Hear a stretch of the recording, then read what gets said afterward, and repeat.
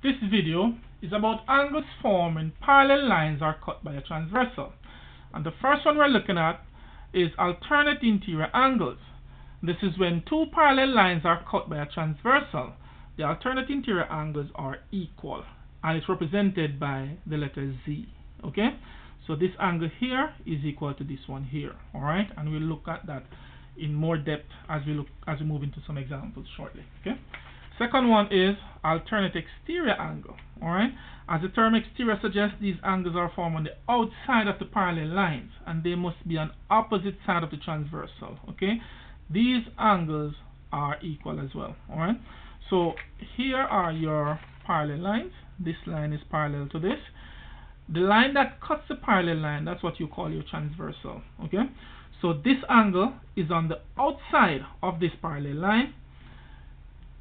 So these two angles are on the outside of this parallel line. These two angles are on the outside of this parallel line.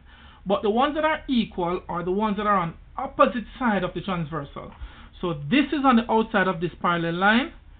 This is on the outside of this parallel line, and they're on opposite side of the transversal. So this angle is equal to this one. Similarly, this one is equal to this. They are called alternate external angles. Okay? Alright. Next up we have consecutive interior angle. Alright? And sometimes people shorten it and just say co-interior angles. Alright? So co-interior angles, these are two angles inside the parallel line and on the same side of the transversal. Okay? Co-interior angles are supplementary. Remember that supplementary angles are angles that add up to 180. Okay? So here's your transversal. Here are your two parallel lines. This angle is inside of this parallel line. This angle is inside of this parallel line, and they are both on the same side of the transversal. So this angle plus this angle equals 180. Okay? They are called co-interior angles. Alright? Good. Now let's look at another one. We have corresponding angles. Now corresponding angles are angles that are on the same side of the transversal and are in corresponding position. Okay? Corresponding angles are equal. So if we look at it, here are your parallel lines. Okay? Now this is your transversal. This angle is at the top of this parallel line. This angle is at the top of this parallel line. They're on the same side of the transversal, so they're in the same position. Okay, so they are equal. This angle is at the bottom of this parallel line. This angle is at the bottom of this parallel line. They too are on the same side of the transversal, so they're in the same position. They're equal. Okay, so corresponding angles are equal. Let's look at the final one here, and then we move into some examples. And this is called our vertical angle. Vertical angles are angles opposite to each other, and they are formed by intersecting lines. Vertical angles are equal, and they usually are identified by the letter X. Okay, so this angle is opposite to this, they're equal. This angle is opposite to this, they're equal. Okay, so that's your vertical angle. Let's look at example 1. So example 1, they want us to find the missing angles. But if you look at it, they gave us just one angle.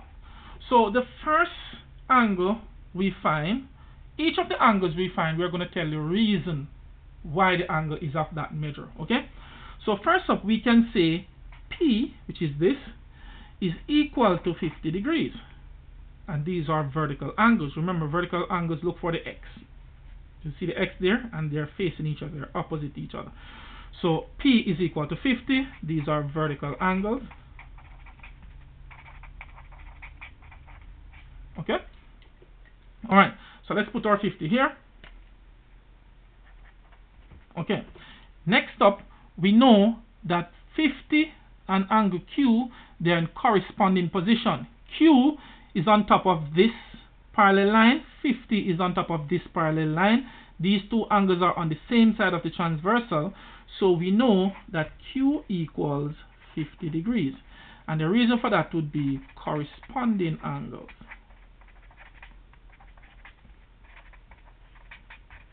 Okay, so let's put the value here, so that is 50 as well. Alright, now we can go ahead and find angle X. Okay, now how do we find angle X? If you look at it, angle X is inside of this parallel line, and angle 50 is inside of this parallel line, and they're on the same side of the transversal, so these are called co-interior angles. And remember that co-interior angles are supplementary, meaning that they add up to 180 degrees. Okay, so we can go ahead and find this thing here. So we know that 50 degrees, which is this, plus x equals 180 degrees, and we could subtract 50 from both sides, so x equals 130 degrees. Okay, so right here we put our 130, and the reason for that would be co-interior angles. Okay, alright. Now if we know this to be 130, this would be 130 because these are vertical angles. So this part here would equal to 130 as well, and the reason for that would be vertical angles. Okay, alright. And if we know this to be 130, we know what is n because these are corresponding angles. Okay, this is at the top of this parallel line, this is at the top, so we know that this part here is 130 as well. Okay, and these would be corresponding angles.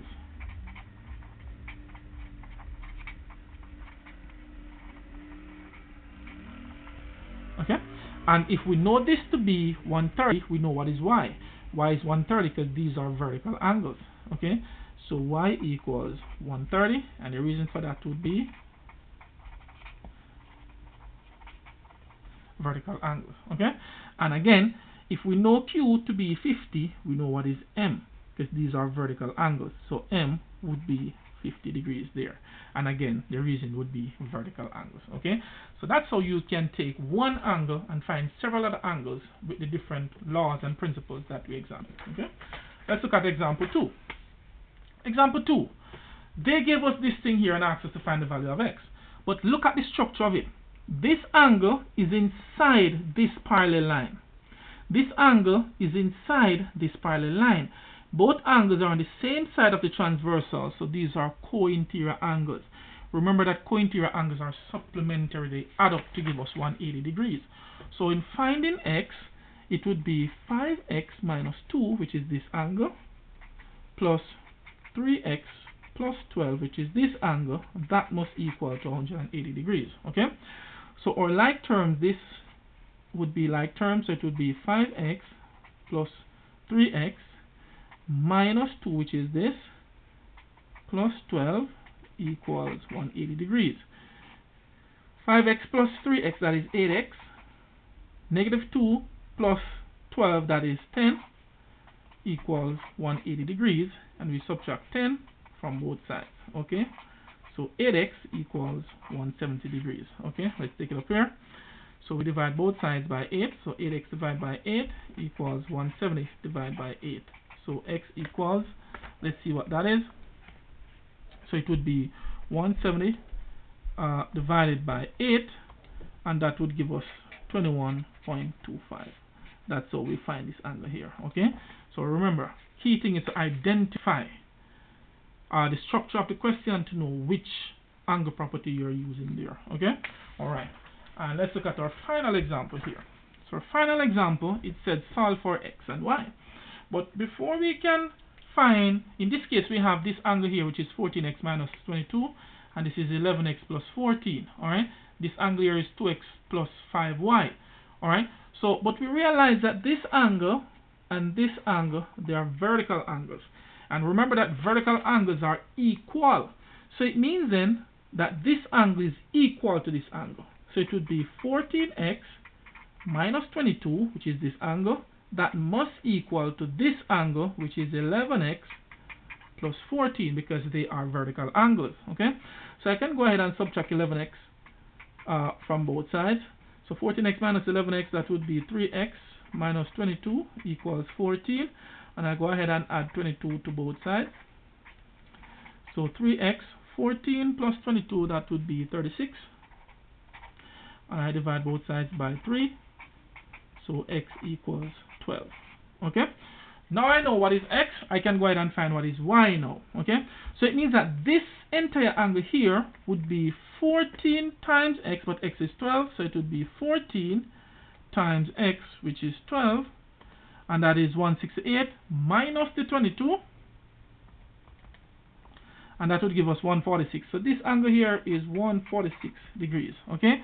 While this angle here would be 2 times 12, that is 24. So this angle is really 24 plus 5y, okay?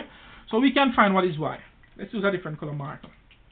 So in finding what is y, remember that angle at a point on a straight line are supplementary, meaning they add up to 180. So this angle plus this angle would add up to 180, okay? Or this angle plus this angle would add up to 180. But remember that this angle and this angle is the same. So if this is 146, this is 146 as well, all right? So let's use these two. So it would be 24 plus 5y, which is this angle here, plus this angle, which is 146, and that must equal to 180 degrees, okay? So these two are like terms, so it would be 5y plus, let's see, what is this? This looks like about 170, but let's check. 24 plus 146, and that would give us 170, and that equals to 180 degrees, all right? And we can go ahead and subtract 170 from both sides. Let's get rid of this paper below. We can go ahead and subtract 170 from both sides. So that would cancel. So it would be 5y equals 180 minus 170, that is 10.